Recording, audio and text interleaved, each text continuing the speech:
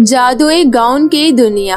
विद्यांचल नामक गांव में प्रीति नाम की एक लड़की रहती थी। प्रीति का परिवार बहुत ही ज्यादा गरीब था।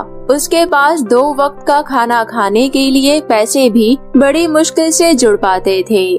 प्रीति और उसके पापा दिनेश रोज जंगलों से लकड़ियां काटकर उन्हें बाजार में जाकर बेचा करते थे। इससे उन्हें जो पैसे मिलते उन्हीं से उनके घर का गुजारा चलता था। ऐसे ही दिन गुजर रहे थे। फिर एक दिन दिनेश की तबीयत खराब हो जाती है तो प्रीति खुद ही जंगल में लकड़ियां लेने चली जाती है। अरे आज तो जंगल में ज्यादा लकड़ियां है ही नहीं। चलो थोड़ा सा आगे चलकर देखती हूँ, क्या पता वहाँ पर लकड़ियाँ मिल जाए। प्रीति जंगल के और आगे जाती है मगर वहाँ भी उसे कुछ खास लकड़ियाँ नहीं मिलती। आज तो कहीं भी लकड़ियाँ नहीं मिली, क्या करूँ? लकड़ियाँ ढूंढते ढूंढते बहुत दूर आ चुकी हूँ। तभी प्रीति की नजर जंगल में बने नदी पर जाती है। अरे वाह, कितना सुंदर तालाब है। आज से पहले तो मैंने ये तालाब यहाँ कभी नहीं देखा। अब लेकिन जब मैं ये तालाब देख ही ली हूँ और यहाँ तक आ ही गई हूँ तो क्यों ना मैं इस तालाब में नहाकर ही घर जाऊँ। इतना सोचकर प्रीति उस तालाब में नहाने चली जाती है। नहाते नहाते वो तालाब के बीचों बीच चली जाती है और डूबने लगती है। प्रीति चिल्लाती है, बचाओ, कोई मुझे बचाओ, कोई है, मेरी मदद करो, मैं डूब रही हूँ। और देखते ही देखते प्रीति तालाब के अंदर डूब जाती है। अरे मेरी सांसें रुकती जा रही है, मैं सांस नहीं ले पा रही हूँ। प्रीति सांस नहीं ले पा रही थी। तभी प्रीति को पानी के अंदर एक बहुत तेज रोशनी दिखाई देती है और वो डूबते हुए उस रोशनी तक पहुँचती है। अरे तालाब के अंदर इतनी तेज रोशनी, वो भी पानी के अंदर। ये रोशनी आखिर आ कहाँ से रही है? और ये क्या, मैं पानी के अंदर सांस कैसे ले पा रही हूँ? मैं तो पानी के अंदर हूँ फिर भी अच्छे से सांस ले पा रही हूँ। ये कैसा चमत्कार है? प्रीति उस तेज रोशनी की तरफ बढ़ने लगती है।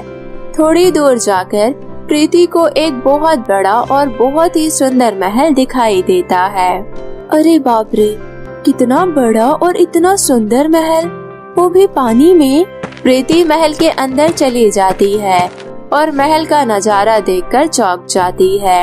ये क्या, इतना बड़ा महल, लेकिन एक भी इंसान नहीं, बस चारों तरफ गाउन ही गाउन। इतने सारे रंग बिरंगे और सुंदर सुंदर गाउन किसके होंगे? प्रीति महल के चारों तरफ घूमने लगती है। तभी उस महल का राजा वहाँ आता है। प्रीति उसे देखकर डर जाती है। कौन हो आप? देखो, मुझे कुछ मत करना, मुझे नहीं पता मैं यहाँ कैसे आ गई। डरो मत, मैं तुम्हें कोई नुकसान नहीं पहुँचाऊंगा। मैं इस महल का राजा हूँ। अच्छा, तो ये महल आपका है, लेकिन यहाँ आपके अलावा और कोई इंसान क्यों नहीं है? और ये इतने सारे गाउन किसके हैं? इसके पीछे बहुत लंबी कहानी है, क्या तुम सुनना चाहोगी? हाँ, क्यों नहीं। तो सुनो, ये बहुत समय पहले की बात है। मेरी 100 रानियां थी।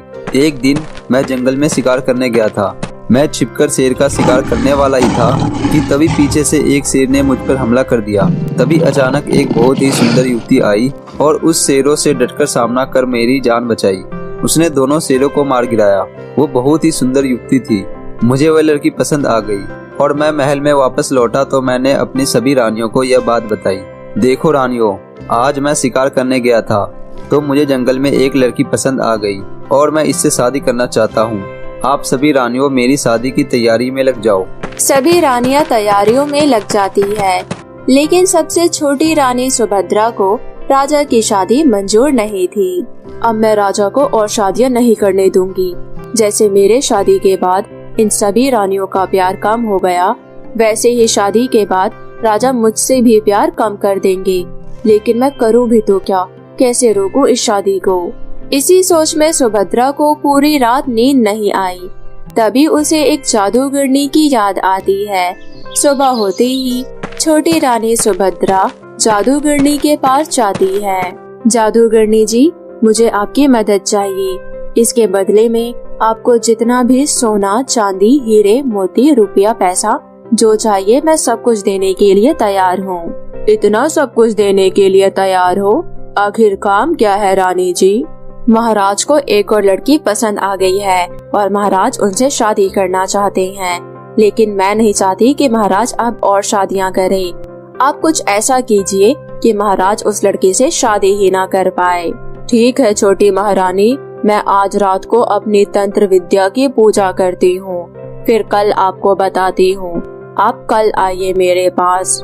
ठीक है, लेकिन ध्यान रहे, अगर काम नहीं हुआ तो तुम्हें मैं इस राज्य से निकाल दूंगी। जी छोटी महारानी, आप निश्चिंत रहिए, ऐसा मौका आपको नहीं मिलेगा। मैं भी यही कामना करती हूँ। अब चलती हूँ, कल सुबह फिर आऊंगी। जादूगरनी रात को अपने तंत्र विद्या की पूजा में लग जाती है और सुबह छोटी रानी उसके पास फिर आती है। जादूगरनी, कहाँ हो तुम? जी छोटी महारानी, आप ये लीजिए तेल। इस तेल को उस लड़की के गाउन पर डाल देना जिससे राजा शादी करना चाहते हैं। जब वो इस गाउन को पहनेगी तो वो खुद ही एक गाउन में बदल जाएगी। छोटी रानी सुभद्रा जादूगरनी से वो तेल लेकर महल आ जाती है। जैसे ही शादी का दिन आता है, सभी रानियों के लिए सुंदर सुंदर गाउन आते हैं।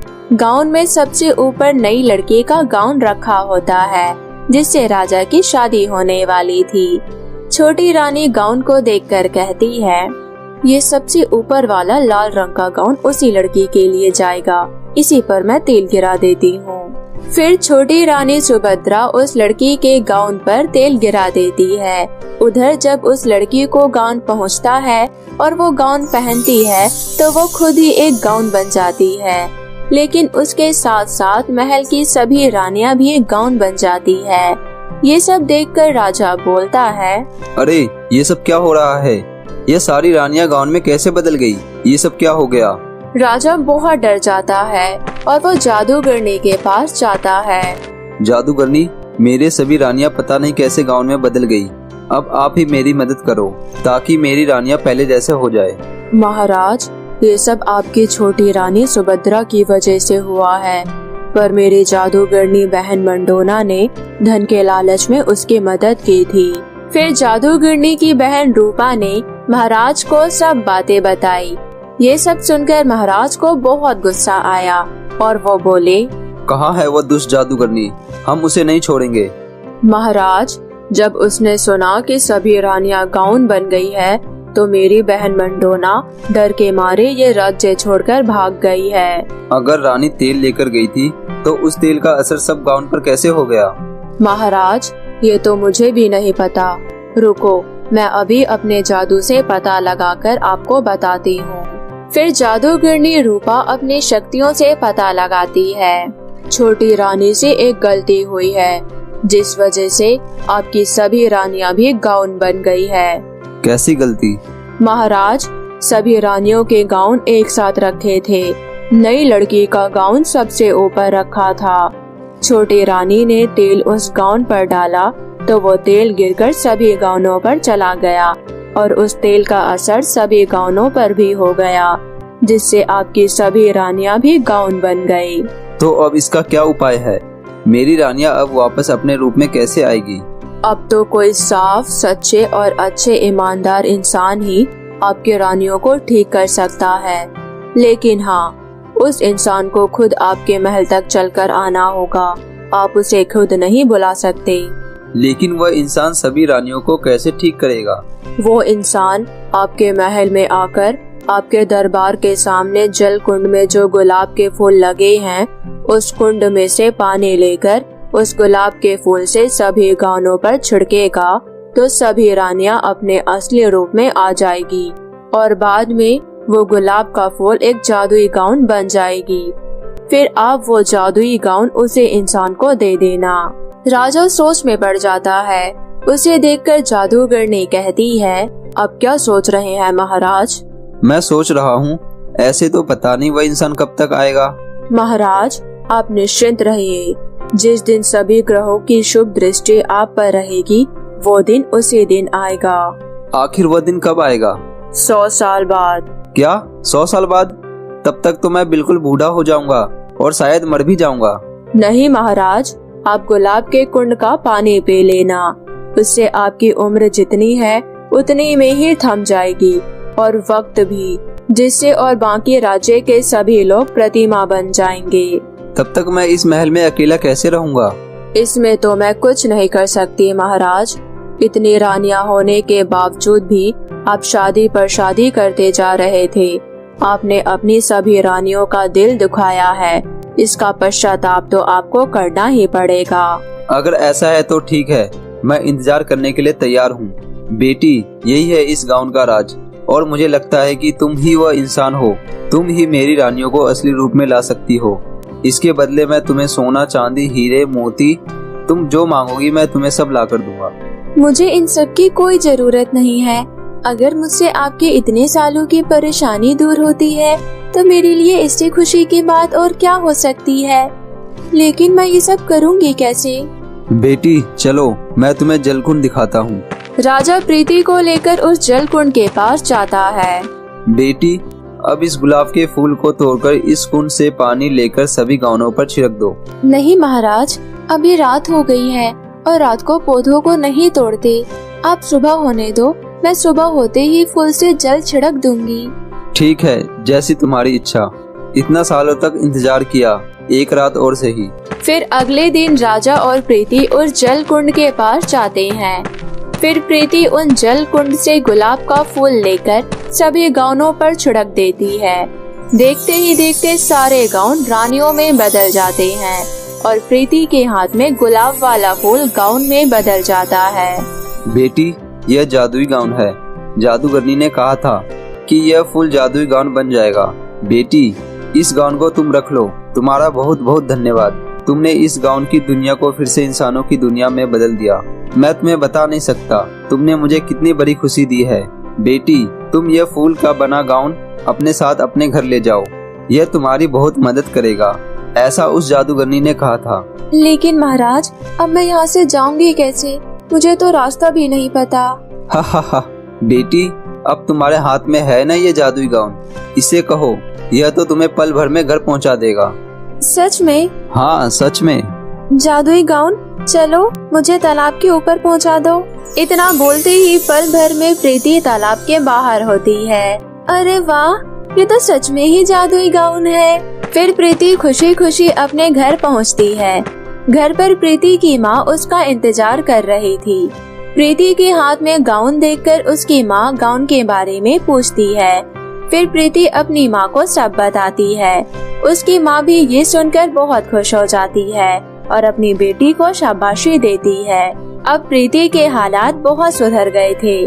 प्रीति उस जादुई गाउन से जो भी मांगती वो सब पूरा हो जाता और उस गाउन की मदद से प्रीति जरूरतमंदों की मदद भी किया करती थी और खुशी खुशी रहने लगी।